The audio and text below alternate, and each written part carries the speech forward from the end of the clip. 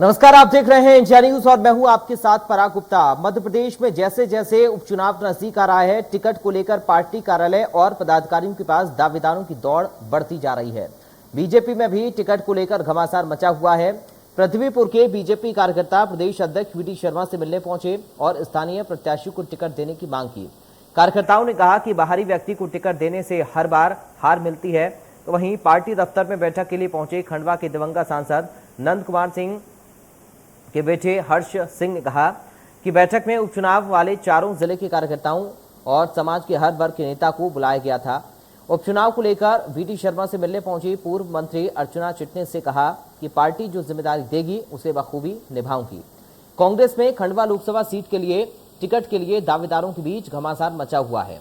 एक तरफ पूर्व प्रदेश अध्यक्ष और मंत्री अरुण यादव हैं, तो वहीं दूसरी तरफ कमलनाथ सरकार को समर्थन दे चुके निर्दलीय विधायक सुरेंद्र सिंह शेरा ने अपनी पत्नी के लिए टिकट की दावेदारी ठोक रहे हैं। खंडवा सीट पर टिकट के घमासान को देखते हुए कांग्रेस विधायक बाबू जंडेल अरुण यादव के समर्थन में उतर आए और कहा कि अरुण यादव ही बीजेपी को खंडवा सीट पर चुनाव हरा सकते हैं। मतदान की तारीख जैसे जैसे नजदीक आ रही है, दावेदारों की टिकट को लेकर भागदौड़ लगातार बढ़ती जा रही है। आज हम टिकटों की दावेदारी और दावेदारों के साथ उपचुनाव में जीत की तैयारी को लेकर चर्चा करेंगे, जिसमें हमारे साथ कुछ खास मेहमान भी जुड़ेंगे। लेकिन उससे पहले आइए सुनते हैं क्या कह रहे हैं बीजेपी के सतना सांसद गणेश सिंह और राज्य सरकार में कैबिनेट मंत्री रामखेलावन पटेल। ये तय करना पार्टी के शीर्ष नेतृत्व का काम है। माननीय मुख्यमंत्री जी, माननीय प्रदेश अध्यक्ष जी, माननीय संगठन महामंत्री सुहास भगत जी, संगठन सह महामंत्री हितानंद जी शर्मा करेंगे कहाँ कैंडिडेट होगा। जैसे सतना जिला में एससी की सीट है तो वहाँ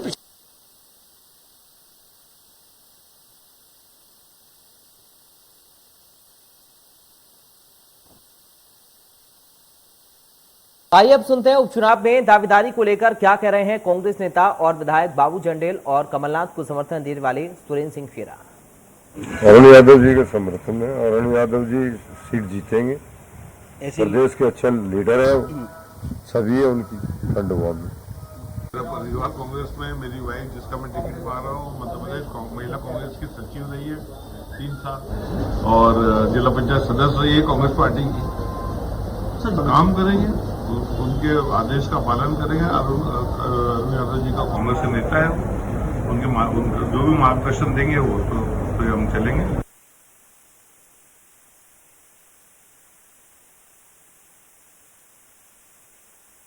हमारे साथ दो खास मेहमान जुड़ गए हैं, सीधे आपका परिचय करा दूं। बीजेपी से प्रवक्ता सनवर पटेल हमारे साथ मौजूद हैं। सनवर पटेल जी, आपका स्वागत है इंडिया न्यूज में।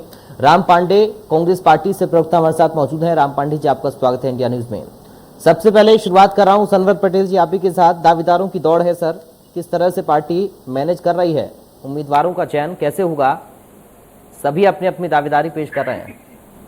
देखिए पराग जी, जहां तक दावेदारी का सवाल है, भारतीय जनता पार्टी के सभी कार्यकर्ताओं को इसकी पूरी आजादी है कि वो पार्टी फोरम में अपनी दावेदारी करे। लेकिन जो सबसे अच्छी बात है वो यह है कि भारतीय जनता पार्टी जब एक बार अपने सिस्टम के तहत पार्टी का टिकट तय करती है तो बाकी बचे सभी कार्यकर्ता जो और भी योग्य हो सकते हैं उस दायित्व के लिए, वो सब भी सभी कार्यकर्ताओं के साथ मिलकर प्रण प्राण से भारतीय जनता पार्टी के प्रत्याशी को जिताने में लग जाते हैं जी। और ये भारतीय जनता पार्टी की जो सक्रियता है, ये 24 घंटे और 365 दिन की सक्रियता है। इसमें कहीं कोई इस प्रकार की बात नहीं है कि चुनाव की घोषणा होती है तो कोई राजनीतिक दल सक्रियता दिखाता है, चुनाव की घोषणा नहीं होगी तो अपने कैबिनेट में बैठकर अपनी राजनीति करता है या अपना व्यापार करता है। ये इस प्रकार की पार्टी नहीं है। यह गांव, गरीब और किसान की चिंता करने वाली पार्टी है। यह निश्चित उद्देश्यों को लेकर समाज के बीच में जाकर समाज के उत्थान को लेकर काम करने वाली राजनीतिक पार्टी। यहाँ पर ना इस प्रकार की कोई खींच है, न तान है, न बयानबाजी है। और आपने ही अभी खुद दिखाया कि एक फला व्यक्ति अन्य राजनीतिक दल के अपनी बीवी के लिए टिकट मांग रहे हैं, दूसरे अन्य व्यक्ति के लिए टिकट मांग रहे हैं। राम पांडे जी से लेने का मौका है। राम पांडे जी, अरुण यादव या शेरा जी की पत्नी? वो तो ठीक है, मैं पार्टी की बात बता दूं कि एक तरफ झूठ बोलने वाली पार्टी है और एक तरफ सच बोलने वाली पार्टी है। कौन कैबिनेट में काम कर रहा है, कौन फील्ड में काम कर रहा है, ये हर पार्टी के कार्यकर्ता को पता रहता है। इनको तो जो दिल्ली में 10 महीने से जो किसान बैठे हुए हैं वो नहीं दिखाई दे रहे हैं, मुजफ्फरनगर में 10 लाख किसान बैठे थे वो दिखाई नहीं दे रहे हैं। ये लोग तो अहंकार में, घमंड में अंधे हो गए हैं। इन्हें ना मीडिया दिखाई देता है, ना कांग्रेस दिखाई देती है, ना जनता दिखाई देती है, ना किसान दिखाई देते हैं। इन्हें तो बस ये खुद ही खुद दिखाई देते हैं। अब आ जाए दावेदारी की, तो दावेदारी की हमारे यहाँ तो आपने बता दिया, शेरा जी है और अरुण यादव जी है। इनके यहाँ से कौन है दावेदार? उनके नाम भी तो निकल के आने चाहिए। ये तो वंशवाद का विरोध करते हैं ना, तो वो वंशवादी का नाम क्यों आ रहा है? नंदू भैया के बेटे का नाम क्यों आ रहा है? उन्होंने तो भारतीय जनता पार्टी में कोई काम ही नहीं किया। नंबर 1 पे तो नाम उन्हीं का चल रहा है। और सबसे बड़ी बात, ये चुनाव हो क्यों रहे हैं? ये 4 लोगों की मृत्यु हुई कैसे है? 2 बीजेपी के नेता, 2 कांग्रेस के नेता, इनकी मृत्यु कैसे हुई है? इन चारों की मृत्यु हुई है थर्ड क्लास मध्य प्रदेश की स्वास्थ्य सेवाओं के कारण। कोरोना संक्रमित हो गए थे चारों, इसलिए उनकी मृत्यु हुई। और कोरोना संक्रमित क्यों हुए? क्योंकि 22 विधायक बिक गए थे, बेंगलोर गए थे, 1 महीने वहां थे, सरकार गिरी, तो उन जगह पर चुनाव कराना पड़ा, कोरोना काल में चुनाव कराना पड़ा। और ये चारों के चारों नेता चुनाव प्रचार में गए थे और वहां से संक्रमित होकर आए। तो इन चारों नेताओं का मारने का काम इनडायरेक्टली रूप से भारतीय जनता पार्टी ने किया है, इसलिए ये चुनाव हो रहे हैं। और चुनाव लड़े जाएंगे मुद्दों पर। जो प्रत्याशी होता है उसका अपना वोट बैंक होता है, वो 10-5%, ज्यादा से ज्यादा 20% होता है। बाकी किसने क्या काम किया है, वही किस मुंह से जाएंगे कि महंगाई हमने 110 रुपए कर दी, इस बात पर युवाओं से वोट मांगेंगे कि हमने आपको बेरोजगार कर दिया, 36 लाख रजिस्टर्ड बेरोजगार है मध्य प्रदेश में, इस बात पर वोट मांगेंगे। हमारी माता बहनों से किस बात पर मांगेंगे कि 1000 का सिलेंडर कर दिया, हमें वोट दे दो? शर्म नहीं आएगी वोट मांगने में? किसानों से किस बात पर मांगोगे? ठीक है कि हमने डीजल 100 रुपए का कर दिया? ये बड़ा मुद्दा है, ये बड़ा मुद्दा है सनवर पटेल जी। देखिए, मुद्दों पर चुनाव हो ये सभी चाहते हैं, क्योंकि असल में तो मुद्दे ही है ना, जनता कैसे आपको वोट दे? जब तक मुद्दे आप लोग नहीं उठाएंगे, सिर्फ हम यही देखते रहें कि साहब दावेदारी कौन पेश कर रहा है, कैसे हमें समीकरण बिठाना है, सिर्फ इससे भी काम नहीं चलेगा, मुद्दे भी तो आपको उठाने पड़ेंगे।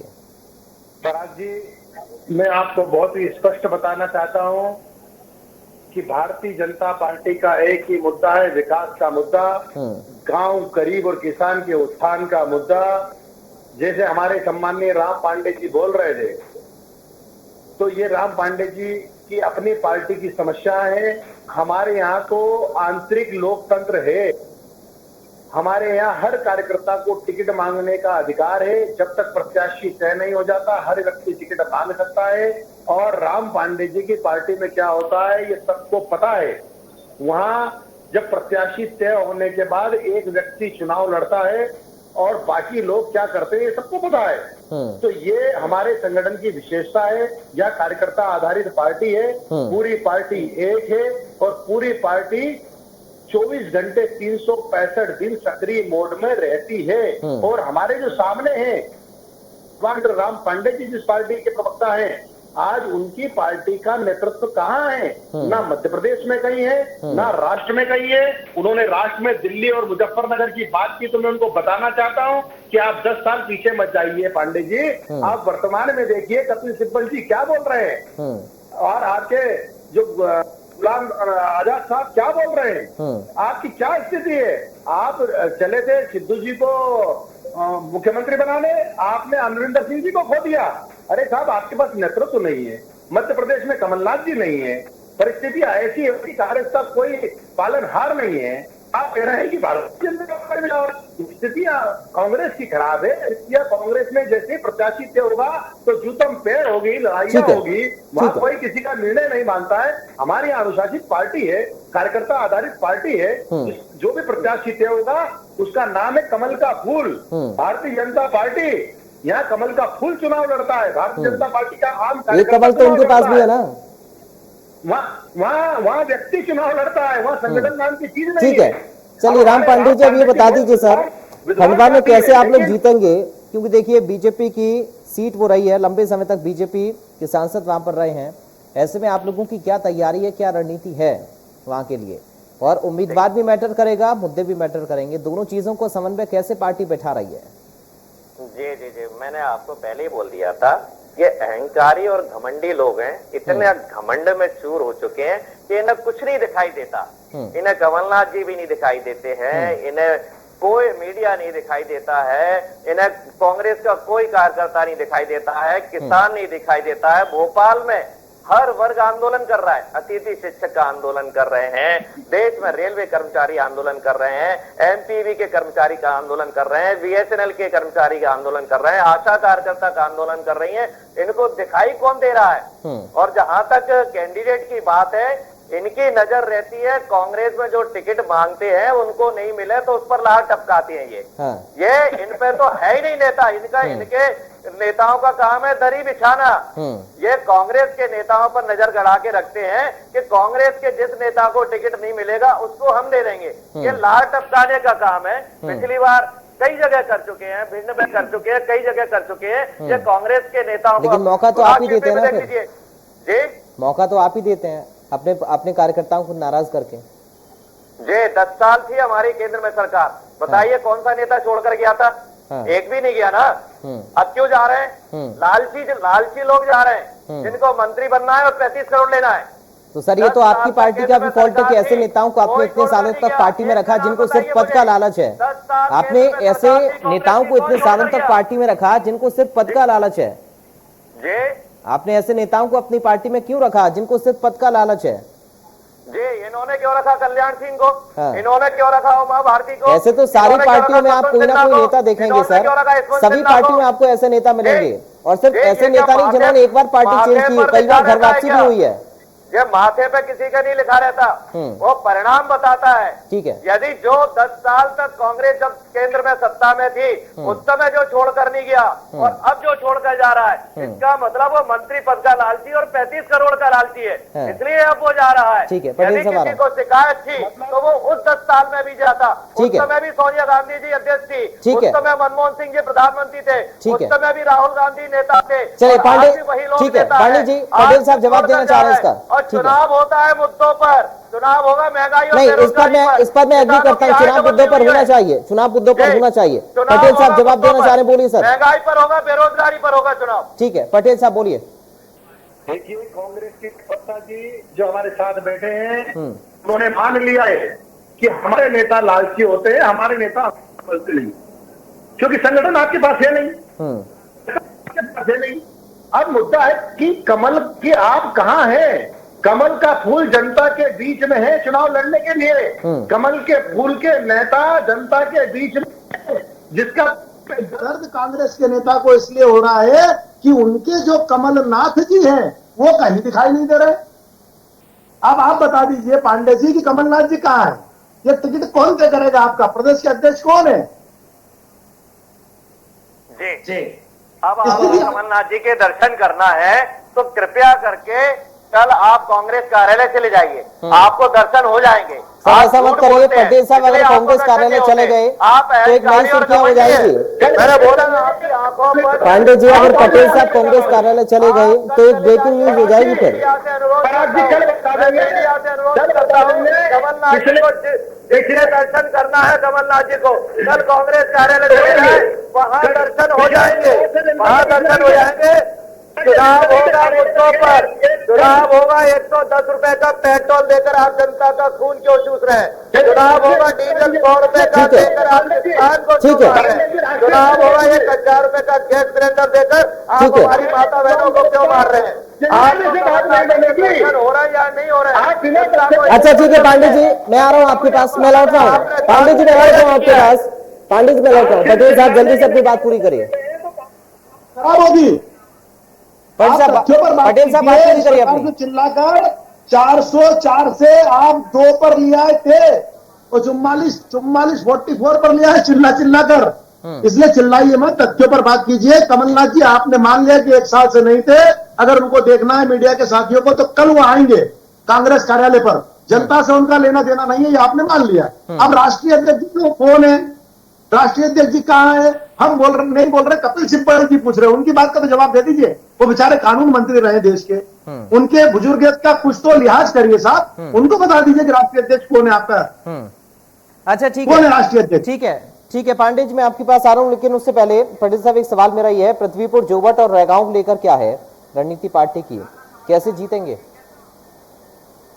ये मतलब कैसे जीतेंगे से क्या नहीं मतलब पांडे है? जी, आपसे मेरा सवाल नहीं, मैं आपके पास आ रहा हूं।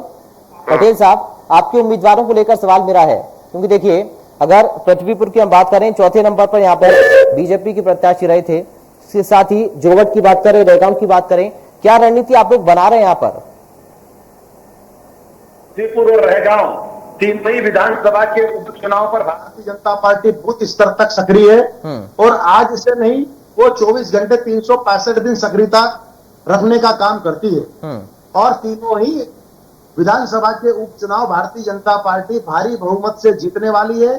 हमारी रचना, हमारी कार्य पद्धति, हमारे कार्यकर्ता इसके मुख्य कारण होंगे। ये तो सर, ये तो पड़ी हुई बातें तो आप हमेशा बोलते हैं। खैर पांडे जी बोलिए।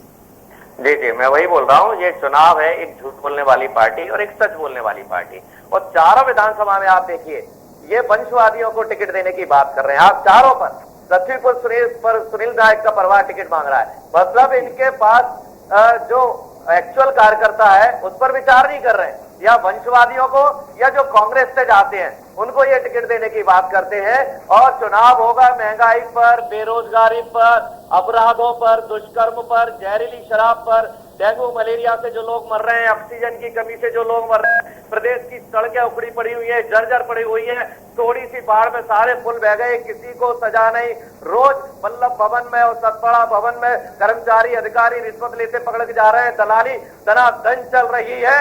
तो चुनाव मुद्दों पर होगा, बकवास पर नहीं होगा, फालतू बातों पर नहीं होगा। ये अध्यक्ष कौन है भाई? नड्डा का पता नहीं है? अमित शाह से क्यों मिल रहे हैं वो? अमित कैप्टन भाई, हर आदमी अमित शाह से क्यों मिल रहा है? मीटिंग अमित शाह क्यों ले रहे हैं? नड्डा कहाँ गए? नड्डा का तो होता ही पता नहीं है। क्या वो नड्डा जी केवल साइन करने के लिए? भाई इनके यहाँ रबर स्टाम्प को अध्यक्ष बना दिया गया है, जिनकी कोई वैल्यू नहीं है, उन्हें कोई विचारों को उनका फोटो तक नहीं लगाता। आप बताइए, जहां जहां जाओगे आपको मोदी अमित शाह के फोटो लगेंगे, चर्चा होगी मोदी अमित शाह की, बात होगी मोदी अमित शाह की। ये नड्डा है क्या जिनकी कोई वैल्यू नहीं है, जिन्हें कोई पूछ ही नहीं रहा है? तो ऐसे अध्यक्ष से तो ना अध्यक्ष होना अच्छा है। हमारे पास अध्यक्ष है, सोनिया गांधी ऐसी अध्यक्ष है, अटल जी को हरा दिया था, 10 साल सरकार चली थी सोनिया गांधी जी के नेतृत्व में, राहुल गांधी जी के नेतृत्व में राजस्थान, छत्तीसगढ़, मध्य प्रदेश तीनों जगह जीते थे। ठीक है, और जब उन्होंने ठीक है पटेल साहब, ठीक है पांडे जी, हो गया सर, ठीक है पटेल साहब, ठीक है, बाद भी इस्तीफा नहीं देते हैं। ठीक है पटेल साहब जवाब दीजिए। देखिए 7 साल से इनके पास कोई अध्यक्ष नहीं है, अंतरिम अध्यक्ष से काम चला रहे हैं। अरे महंगाई पांडे जी, बोल लो यार। हमारे पास मजबूत नेतृत्व है। जेपी नड्डा जी सर्वमान्य नेता है, राष्ट्र के अध्यक्ष है। हमारे पास नीति है, नियत है, कार्यकर्ता है, वर्चुअल कार्यकर्ता है। आपके पास कौन है? कल कमलनाथ जी आएंगे, कितने घंटे के लिए आएंगे ये भी बता दीजिए। कितने घंटे के लिए आएंगे कल कमलनाथ जी, ये भी बता दीजिए मध्य प्रदेश की जनता को, मुझे नहीं। 7.5 करोड़ जनता आपको देख रही है। आपका व्यवहार सच्चा रखिए, संयमित रखिए। आप बता दीजिए कमलनाथ जी कल कितने दिन में आ रहे हैं और कितने घंटे के लिए आ रहे चलिए हैं? सर, देखिए और मुद्दों उसके पर बाद पटेल साहब, कहाँ मुद्दों पर निकलेंगे? चुनाव होगा ना, मुद्दों पर चुनाव होगा ना? नहीं, बिल्कुल मुद्दों पर चुनाव होगा। तो क्या मुद्दे हैं आपके? किसान पर चुनाव होगा, विकास मुद्दे पर क्या हैं चुनाव आपके होगा। सर? गांव, गरीब और किसान का जो विकास किया है भारतीय जनता पार्टी के नेताओं ने, मध्य प्रदेश की भारतीय जनता पार्टी की सरकार ने, ये चुनाव उस पर होगा। और इस चुनाव पर में भारतीय जनता पार्टी चारों सीटों पर भारी बहुमत से विजय पताका फहराएगी। ठीक है पांडे जी, पृथ्वीपुर, जोवट और रैगांव क्या प्लानिंग है? देखिए मैंने कहा था झूठ बोलती। सेम वर्ड इन्होंने दमोह चुनाव में बोले थे। हमने कहा था चुनाव होगा, जनता डिसाइड करेगी कौन जीतेंगे। दमोह चुनाव में भी इन्होंने यही बोला था जो अभी बोला था। मतलब झूठ बोलने की आदत पड़ गई है। और बार बार मैं कह रहा हूँ, जनता को मुद्दों से मतलब है। जनता को चाहिए कि महंगाई में राहत मिले, जनता को चाहिए कि भाई उनके घर में जो बेरोजगार लोग बैठे हुए हैं उनको काम मिले। भाई इंजीनियर बैठा हुआ है, आप उससे पकौड़े तलवा रहे हैं, पंचर जुड़वा रहे हैं, पान की दुकान खुलवा रहे हैं। पान की दुकान और पंचर वालों में कंपटीशन हो गया है। जहां एक पकौड़े वाला खड़ा होता था वहां 10 खड़े हो गए। मतलब उसकी कमाई का पर भी आपने कब्जा कर लिया। गरीबों की संख्या बढ़ती जा रही है। आप बताइए, खुद ही कहते हो कि 80 करोड़ों को हम अनाज दे रहे हैं। मतलब आप जो चुनाव होने जा रहा है वो मुद्दों पर होगा। महंगी बिजली कर दी है, उस पर चुनाव होगा। महंगा बीज कर दिया है, महंगा पेस्टिसाइड कर दिया है, महंगे जो जीएसटी कृषि यंत्रों पर कांग्रेस सरकार में टैक्स नहीं लगता था, कृषि यंत्रों पर टैक्स लगा दिया है, किसानों पर टैक्स लगा दिया है, जब किसानों पर हमने कभी टैक्स नहीं लगाया। कमलनाथ जी ने जो काम किए हम वो बात करेंगे। हमने मेट्रो शुरू की, बिजली बिल आधा किया किसानों का, 100 रुपए में 100 यूनिट बिजली दी, किसानों का कर्जा माफ किया, 1000 गौशालाएं बनवाई। हमारे पास 15 साल में इन्होंने जो 15 महीने में हमने इतना किया था जो 15 साल में नहीं कर पाए थे, हम वो बताएंगे या फिर झूठ बोलेंगे। विधानसभा में स्वीकार कर चुके हैं किसानों का कर्जा माफ हुआ है, ये विधानसभा में इनको मजबूरी में स्वीकार करना पड़ता है, यहाँ आकर ये झूठ बोलते हैं। कमलनाथ जी के दर्शन करना है, सारे प्रवक्ता इकट्ठे हो जाओ, उससे बात कर लूंगा, वो आपको अपने दर्शन दे देंगे, चाहे आप उनको अपने दर्शन दे देना। और यहाँ आकर चलिए ठीक है पटेल साहब, बहुत जल्दी से एक फाइनल कमेंट आपका, बहुत जल्दी से पटेल साहब। एक भी किसान को, मेरे विद्वान मित्र, जिसका 2 लाख रुपए का कर्ज माफ हुआ हो, एक भी किसान को अगर आप ले आए, हम जीवन में आपके खिलाफ पांडे जी प्रश्न नहीं करेंगे। एक भी व्यक्ति नहीं, ठीक है, एक भी व्यक्ति नहीं है। आप इधर उधर की बात मत कीजिए, झूठी बातें और जोर से बातें वो करता है। चलिए बहुत शुक्रिया सर, आज समय मुझे इतनी इजाजत दे रहा है, इसलिए सनवर पटेल जी आपका बहुत शुक्रिया, राम पांडे जी आपका बहुत शुक्रिया। चर्चा का हिस्सा बनने के लिए। बेहतर होगा मुद्दों पर चुनाव हो, उम्मीदवारों का चयन जरूरी है, लेकिन मुद्दे कम से कम गौण ना हो, ये सबसे बड़ा प्रश्न है। फिलहाल दीजिए इजाजत, बने रहिए।